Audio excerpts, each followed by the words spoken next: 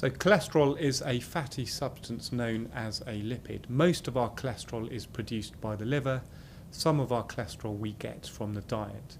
Now, cholesterol is very important for the normal healthy functioning of the body. We know that it's an important part of the structure of every cell in the body.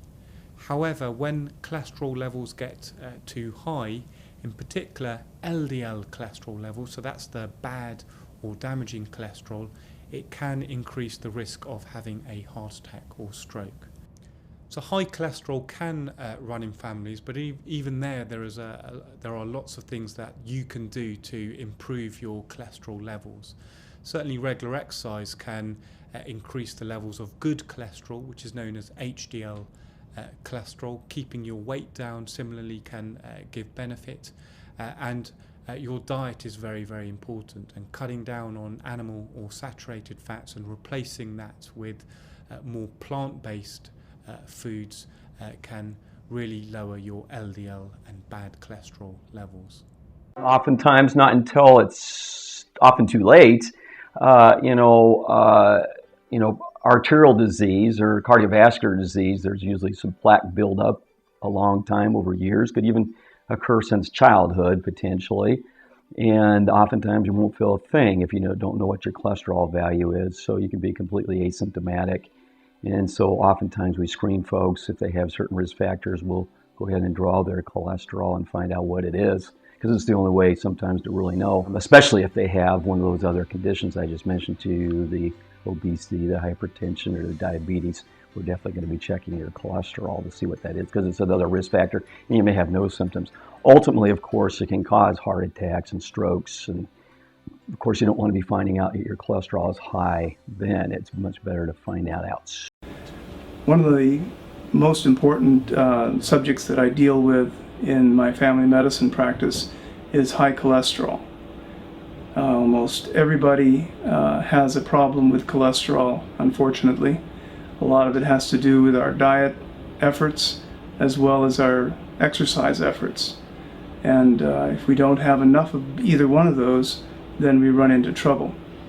It's most important to get regular testing on your cholesterol, especially if you have a family history of heart attacks, bypass surgeries, stents, pacemakers, stroke, high blood pressure, diabetes.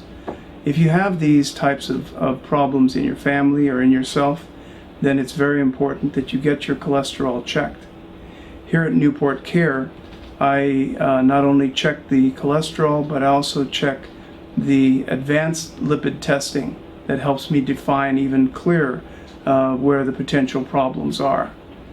If somebody has a genetic or a family disposition for having high cholesterol, it's hard to make that one go away with lifestyle and diet changes, and so that's likely to remain for their whole life.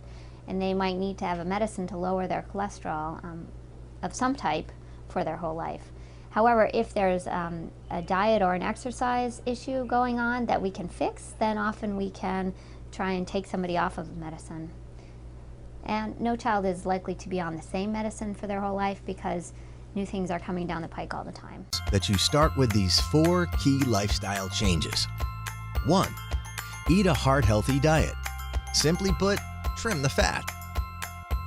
One of the best ways to lower your cholesterol is to reduce saturated fats. Try to limit things like red meats, fried foods, and full-fat dairy products, and load up on things like fruits and vegetables, poultry and fish, and foods that are high in fiber.